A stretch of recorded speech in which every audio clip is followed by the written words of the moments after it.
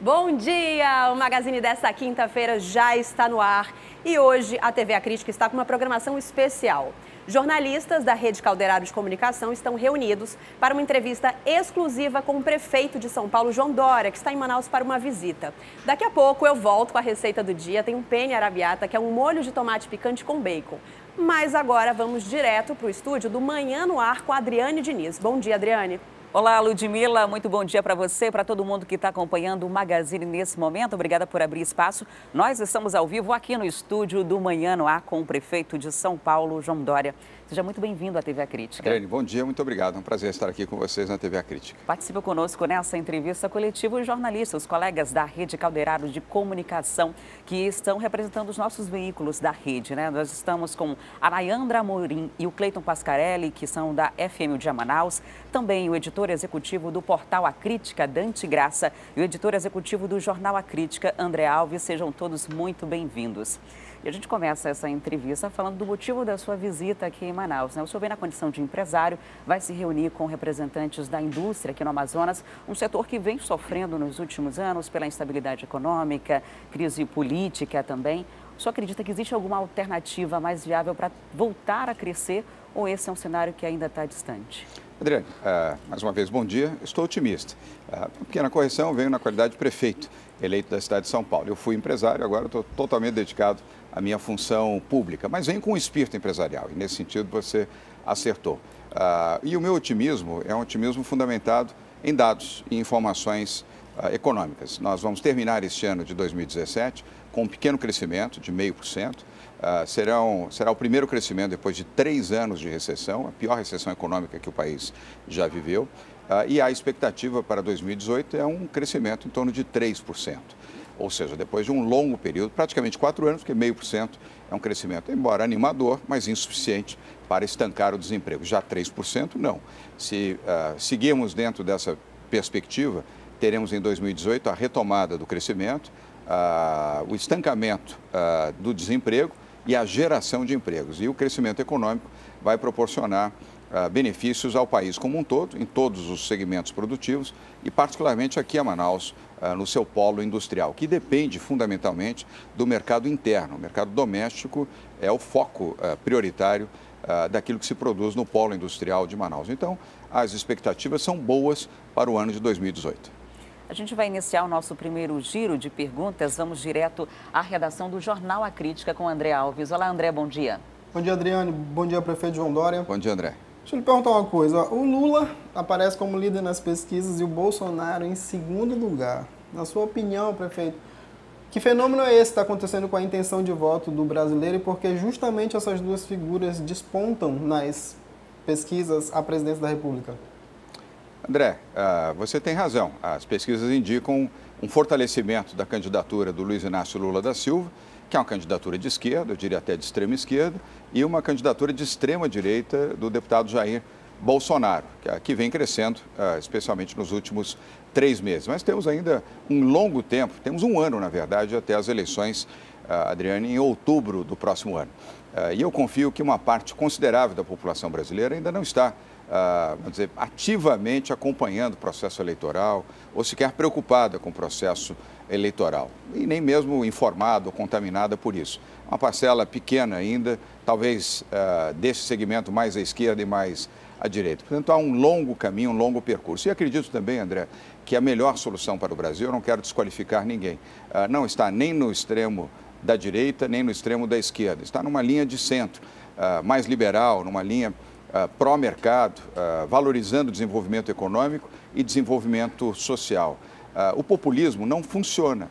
Vide o que ocorreu no Brasil nos últimos 13 anos dos governos Lula e Dilma. Um desastre proporcionado por esse governo. 14 milhões de desempregados, 8 milhões de subempregados, a pior recessão econômica da história, a pior imagem internacional do Brasil em qualquer tempo e o maior assalto ao dinheiro público que se tem notícia no mundo. Só na Petrobras roubaram 151 bilhões de reais, são 50 bilhões de dólares. Não há precedente na história mundial de um assalto desta natureza. Portanto, populismo não é uma solução para o país, nem de esquerda, nem de direita. Vamos agora à redação do Portal A Crítica com Dante Graça. Olá, Dante, bom dia. Bom dia, Adriane. Bom dia, prefeito. Bom dia, Dante. A gente está falando aí em presidência, em candidatura a eleições. Eu gostaria de saber do senhor, o senhor teve conhecimento da movimentação feita pelo prefeito de Manaus, Arthur Neto, que quer ser candidato pelo seu partido, pelo PSDB, e se o senhor considera ele uma ameaça numa eventual disputa interna pela presidência? Dante, muito obrigado pela pergunta. Não, nenhuma ameaça, é um direito que ele tem. Aliás, o PSDB muito provavelmente fará prévias para as eleições do seu candidato à presidência da República, o que é absolutamente democrático. Eu participei das prévias em São Paulo e venci.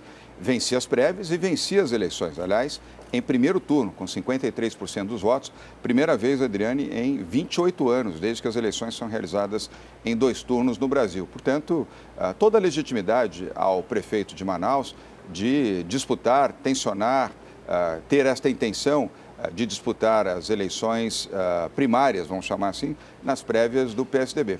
Se o senhor não for o nome do partido para a candidatura à presidência no ano que vem, o senhor pretende compor de alguma forma uma chapa sendo vice ou pretende sair da sigla? Adriane, eu estou no PSDB e sou PSDB por opção. Eu sou filiado ao PSDB desde 2001, quando era empresário. E não é muito comum que empresários se filiem a partidos. E eu fiz esta opção independentemente de qualquer candidatura. Só apresentei minha candidatura em 2016, portanto, 15 anos depois da minha filiação. Nenhuma vinculação, portanto. Acho que temos aí um longo tempo, uma longa trajetória pela frente, mas eu entendo que o PSDB deve dar um exemplo de unidade e um exemplo de maioridade para o país neste momento. Já agora, nas eleições para a Executiva Nacional do PSDB, no próximo dia 9 de dezembro. E depois, na definição do seu candidato para a presidência da República. Entendo que o movimento das prévias, que aliás também é advogado pelo governador de São Paulo, Geraldo Alckmin, é uma boa alternativa, porque mais candidatos, você tem aí uma capilaridade democrática também, perante mais de 1 milhão de filiados do PSDB. Eu quero ressaltar que se tivermos prévias no PSDB, as prévias devem ser para valer, não pode ser prévias de presidente de diretório ou pequenos grupos, prévias com todos os filiados do PSDB nacionalmente. Aí sim nós teremos a democracia aplicada ao PSDB, o que, aliás, segue uma tradição. Vamos continuar o nosso giro de perguntas. Vamos agora à FM O Dia Manaus com a Nayandra Amorim. Olá, Nayandra, bom dia. Olá, Adriane, bom dia. Muito bom dia, prefeito João Dória. Bom dia, Nayandra. Prefeito, historicamente o PSDB não é um partido muito popular aqui no Amazonas, tanto que nas últimas eleições para presidente, Dilma Rousseff, candidata pelo PT, venceu em todos os municípios do estado. Se o senhor de fato for candidato pelo PSDB, como será possível reverter esse quadro? Nayandra, obrigado pela pergunta. Primeiro, com informações claras e objetivas. O PSDB, a meu ver, se posicionou mal em relação ao estado do Amazonas, primeiro em relação à Zona Franca e ao seu polo industrial.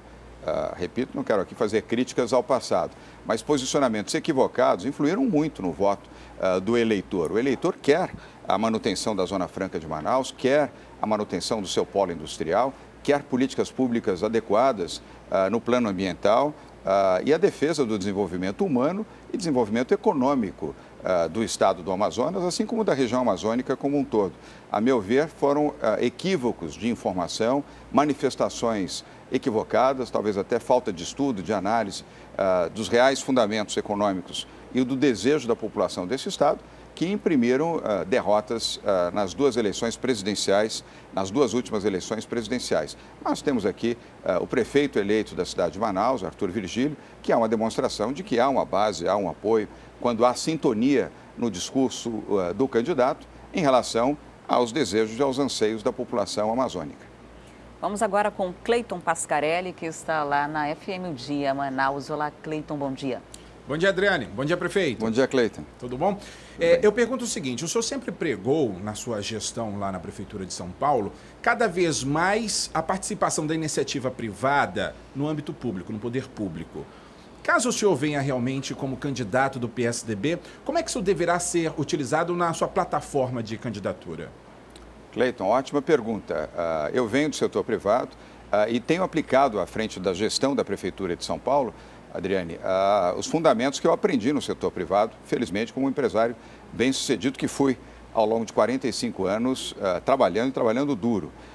O modelo de gestão, Cleiton, que nós adotamos nesses 10 meses na Prefeitura de São Paulo, é um modelo do setor privado. Primeiro, dos nossos secretários, 72% dos secretários e secretárias vêm do setor privado. Nada contra os outros 28 que são da área pública, mas são pessoas experientes e que vieram do setor privado para aplicar as mesmas técnicas, os mesmos objetivos de eficiência, transparência, velocidade e modernidade na gestão pública em São Paulo. E está dando certo. Aliás, a razão pela qual o nosso nome, de forma muito rápida e muito acelerada, extrapolou os limites da cidade, do estado e alcançou outras regiões do país. Não foi por outra razão, senão pela eficiência na qualidade da gestão pública em São Paulo. Eu não tenho vida política pregressa, não fui eleito, nem sequer candidato no passado. A primeira eleição que eu disputei e venci foi a da Prefeitura de São Paulo, o maior colégio eleitoral metropolitano do país, e as políticas que temos adotadas na área de saúde, educação, habitação,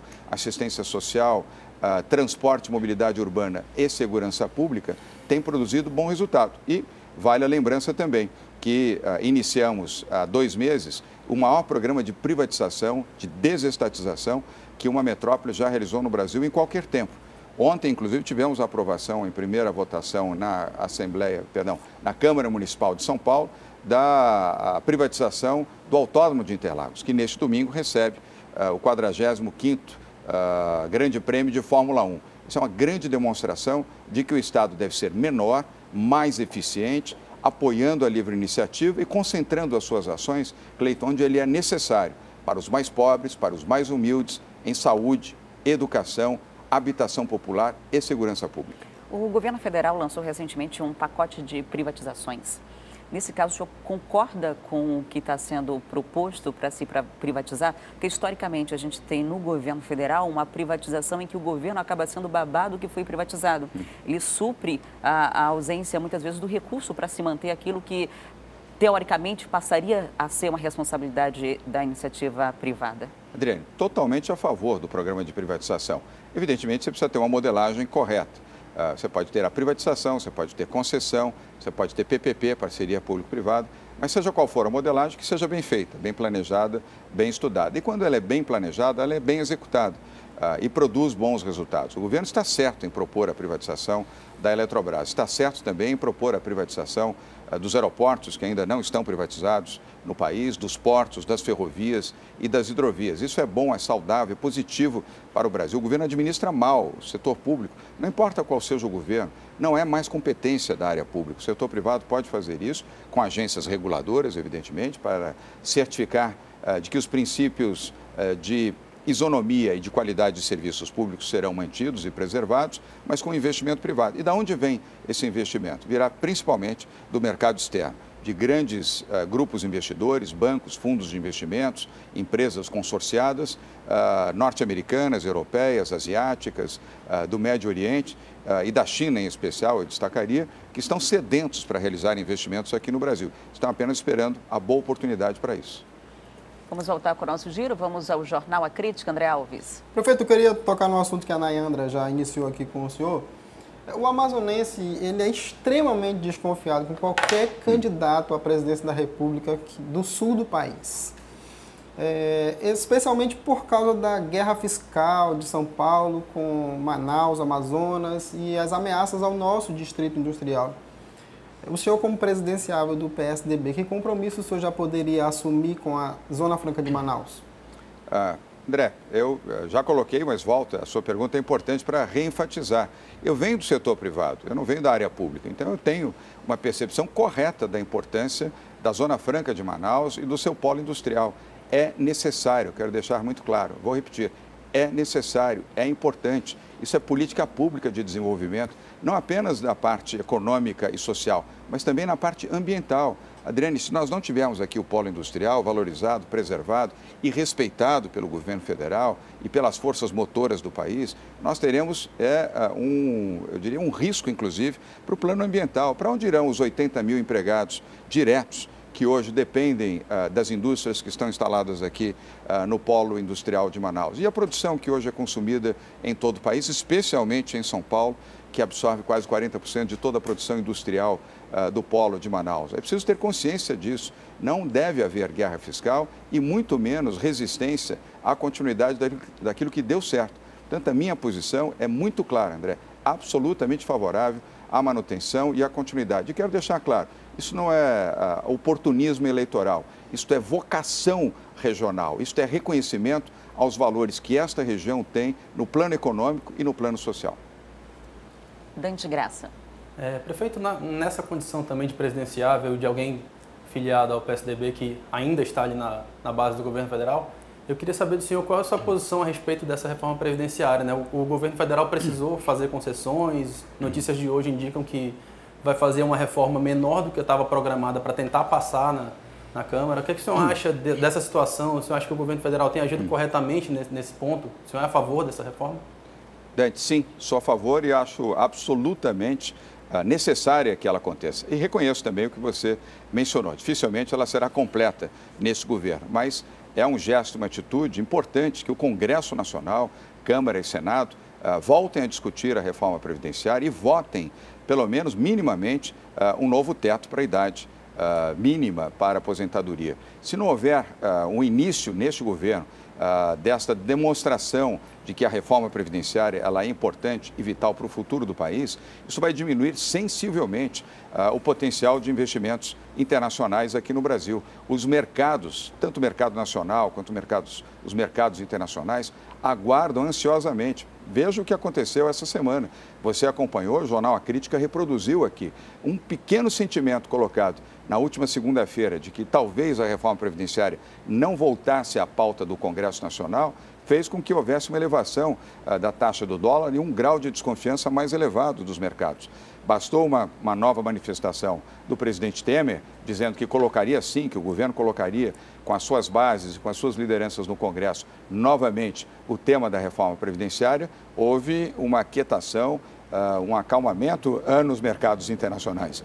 É absolutamente fundamental que o início dessa reforma previdenciária seja feita ainda agora, neste ano, e possa prosseguir no próximo ano, pelo menos no primeiro semestre. No segundo será difícil, Adriane, porque vão estar absolutamente contaminados pelas eleições. E que o novo governo que assume em 1º de janeiro de 2019 tenha coragem de fazer o que é necessário para preservar o Brasil. Aliás, sem coragem, nós não mudaremos o Brasil. Prefeito, o presidente Temer sobre esse assunto disse ontem, inclusive, que ele tem disposição, é da vontade dele que a reforma seja aprovada, mas não depende apenas dele. Ele assumiu essa responsabilidade, o ônus disso, até porque é impopular.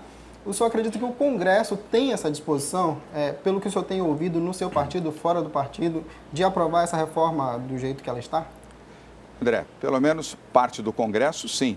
Eu diria o Congresso consciente. O Congresso de pessoas que pensam o Brasil, não pensam eleitoralmente ou não pensam ideologicamente. Os que pensam ideologicamente nós já conhecemos. Foram os que produziram esse desastre do desemprego no Brasil, do assalto ao dinheiro público, da recessão e da péssima imagem do Brasil. Esses não querem o bem do Brasil, querem o bem do Lula, o bem pessoal, adoram os pedalinhos, triplex, vantagens, dinheiro em contas na Suíça. Essa gente não luta pelo Brasil. Os que lutam pelo Brasil certamente terão consciência disso e, obviamente, vão discutir, vão debater. É razoável que o debate seja intenso, ainda mais num tema dessa natureza, mas eu tenho a sensação de que uma parcela majoritária do Congresso Nacional, na Câmara e no Senado, terá consciência da importância disso e, minimamente, poderá votar um novo teto. Não faz sentido, André, que hoje nós tenhamos pessoas em aposentadoria, exceto aquelas que já têm o direito adquirido. Quero ressaltar aqui a minha posição com clareza, Adriane. Os que têm o seu direito adquirido devem manter os seus direitos adquiridos. Você não pode surrupiar um direito que já é de todos. Mas daqui para frente, estabelecer um novo teto. Não é razoável que com 55 anos você tenha a sua aposentadoria. É razoável que, diante das circunstâncias onde as pessoas estão vivendo mais, que você possa ter a elevação desse teto para 65 anos e, com isso, dar saudibilidade, dar condições ao país de continuar pagando aos aposentados e continuar investindo. Se nós não tivermos nenhuma capacidade de investir, o que vai acontecer com o Brasil? Só pagar o custeio da máquina e pagar a previdência e o resto? E a saúde? E a educação? E as estradas? E os benefícios que são para a habitação popular, para o acolhimento das pessoas que estão em situação de rua? E as políticas sociais? Como ficam? É preciso ter visão e consciência do Brasil de hoje e, sobretudo, do Brasil do amanhã. Vamos à redação da FM O Dia, Nayandra Amorim. Prefeito, ainda no âmbito das reformas, a reforma trabalhista entra em vigor nesta semana. Como é que o senhor avalia a reforma trabalhista e se, de fato, ela impulsiona a geração de empregos no país? Sim, Nayandra, impulsiona e foi um ato de coragem, a meu ver, do Congresso Nacional, da Câmara, do Senado e do próprio governo em propor. Ela não é uma reforma popular, ela não é uma reforma que possa ter o abraçamento de uma parte considerável da população, principalmente pelos sindicatos, sindicalistas, aqueles que usufruíram, a meu ver, de forma inadequada da existência de uma legislação antiga, velha e arcaica, da década de 40.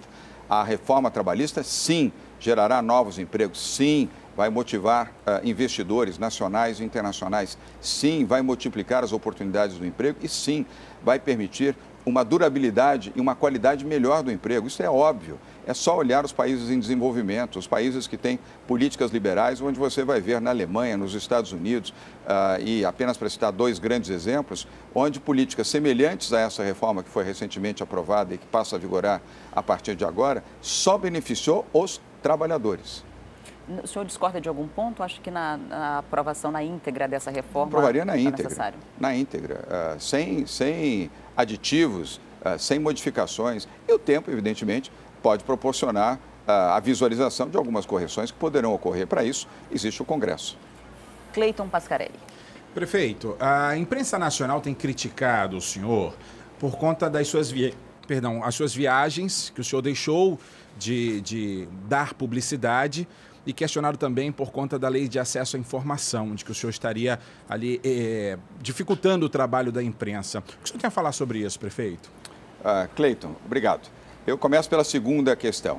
Ontem eu mandei demitir o secretário adjunto de comunicação, que numa conversa privada, mas totalmente inadequada, na formulação, naquilo que disse, naquilo que afirmou, entendeu, a seu ver, ou seja, uma opinião pessoal, que deveria dificultar o acesso às informações da Prefeitura da cidade de São Paulo. Posição que eu não endosso de forma alguma, eu defendo total liberdade, total transparência. Aliás, eu fui eleito com esse discurso. Como é que eu posso admitir restrição de acesso à informação se transparência foi uma das plataformas da minha gestão? Ele foi demitido. Lamento, pode ter realizado um bom trabalho nesses 10 meses, mas cometeu um grave equívoco. E grave equívoco na Prefeitura é afastamento, se for concursado, ou demissão, no caso, como foi desse secretário adjunto. Em relação às viagens, eu quero deixar aqui bem claro, eu sou prefeito da maior cidade brasileira.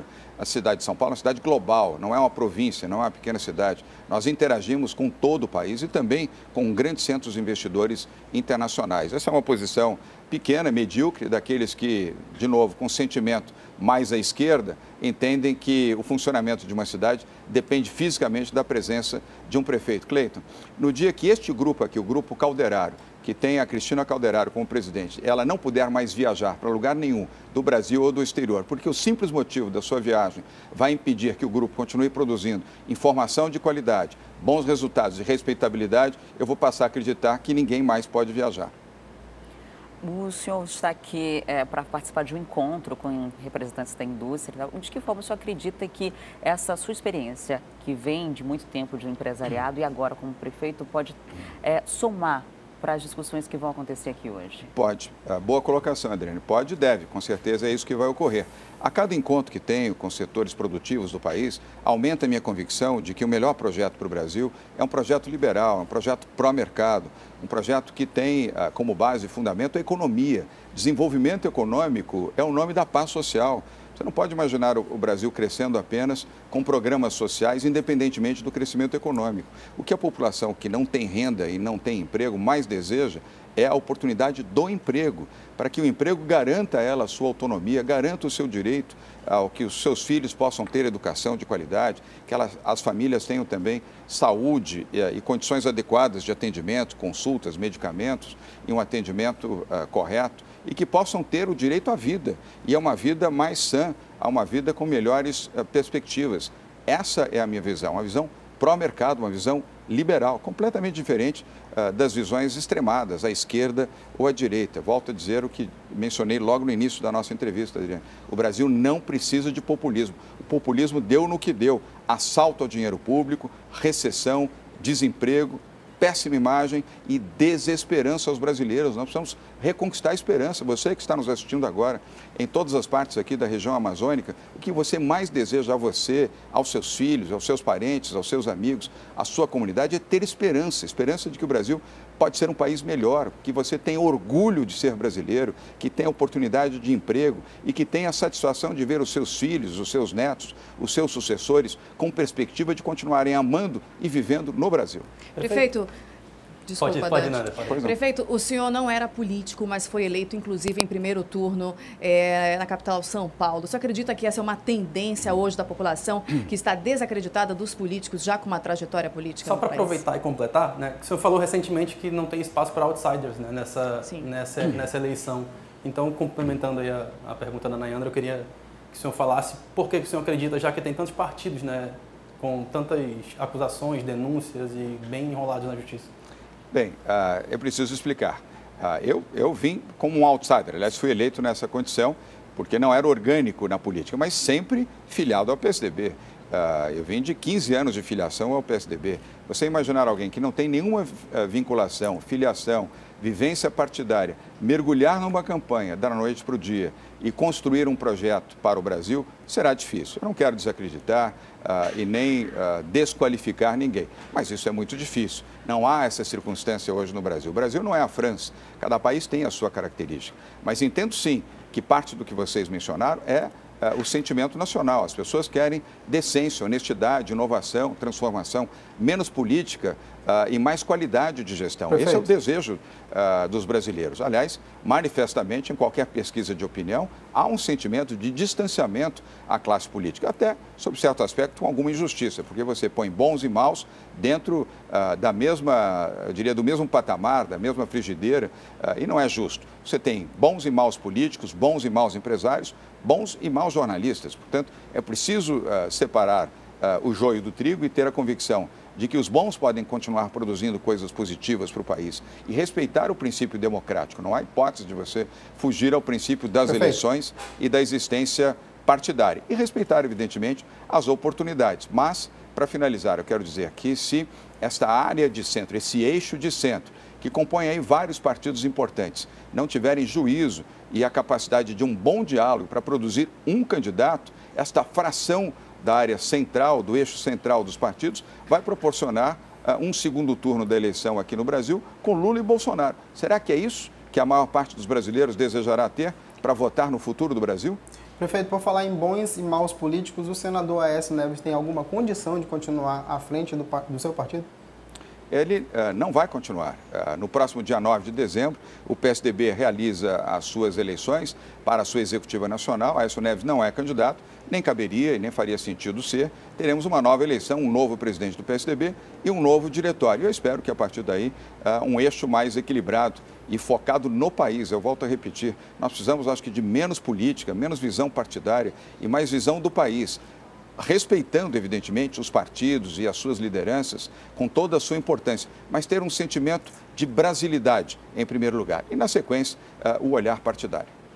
E essa edição especial do Manhã no Ar vai ficando por aqui. Gostaria de agradecer a participação dos meus colegas jornalistas da Rede Calderaro de Comunicação, André Alves, Dante Graça, Nayandra Amorim, Cleiton Pascarelli e especialmente a sua visita aqui na TV A Crítica. Obrigada por nos prestigiar. Obrigado, Adriane. Obrigado a vocês também, aos 4 jornalistas. Muito bom esse formato, muito dinâmico, bem típico de um grupo jornalístico como é o Grupo Calderaro, o grupo da TV A Crítica. E muito grato a você que está nos assistindo também. Continue acreditando no Brasil, confie no seu país, não desista do Brasil e faça valer a sua opinião.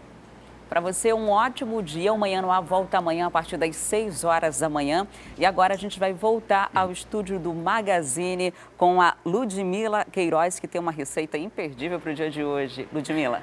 Obrigada, Adriane. É isso mesmo, gente. Daqui a pouquinho, depois do intervalo, eu volto com a receita do dia. E hoje é um penne arrabbiata, que é um molho de tomate picante com bacon. Não sai daí, a gente volta rapidinho depois do intervalo com a receita e muito mais Magazine para você.